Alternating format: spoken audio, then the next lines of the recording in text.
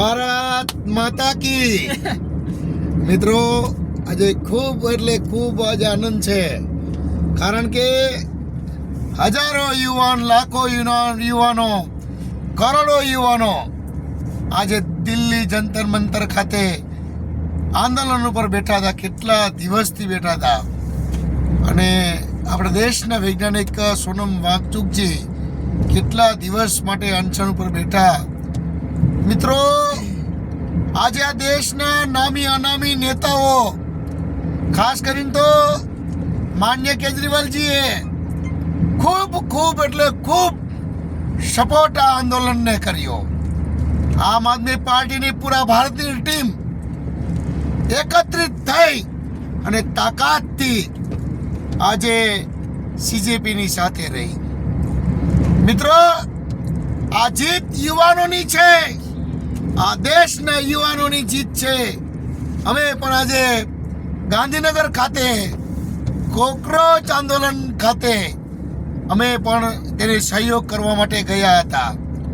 પણ આ નકામી સરકારે, આ તાનાશાહી સરકારે આજે કોઈ પરમિશન આપી નહોતી અને લો એન્ડ ઓર્ડર કરી અને હજારો લોકોને આજે જેલમાં પૂરી દીધા ગાંધીનગરની અંદર. મિત્રો વિચાર કરો કે આજે આ કેવી તાનાશાહી છે, પણ તાનાશાહીની સામે લડવાની આપણી પૂરી તાકાત છે. આ દેશનો યુવાન તાકાતમાં આવી ગયો છે આજે, કારણ કે આજે સત્યની જીત થઈ છે.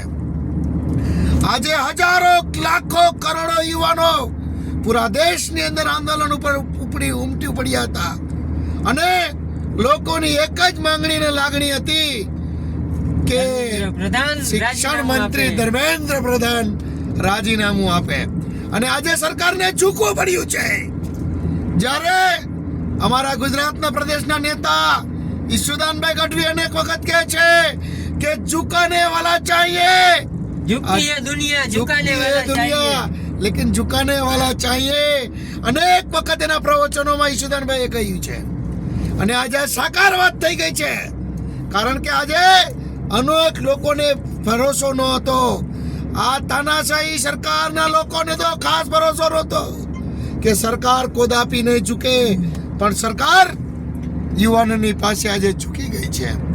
આજે જીત થઈ છે તે દરેક આખા દેશના યુવાનોની જીત છે. આ કોઈ પાર્ટીની જીત નથી, પણ જે પાર્ટીઓએ આ સમર્થન કર્યું છે આ યુવાનોને, તેને પણ અમે ધન્યવાદને પાત્ર સમજીએ છીએ. મિત્રો આ લડાઈ કોઈ નાની ન હતી, બહુ મોટી લડાઈ હતી. અને જે યુવાનોના, જે યુવતીઓના મોત નીપજ્યા છે તેને પણ અમે શ્રદ્ધા સુમન આપીએ છીએ. કારણ કે આજે એ દીકરા દીકરીના મોત થયા છે, તેના કારણે દેશનો યુવાન જાગ્યો છે અને દેશના યુવાનો એકત્રિત થઈ અને આ તાનાશાહી સરકારની સામે લડ્યા છે અને આજે જીત પણ હાસિલ કરી છે તાનાશાહી સરકારની સામે. તે માટે હું દેશના યુવાનોને શુભેચ્છાઓ પાઠવું છું. ભારત માતા કી જય. વંદે માતરમ.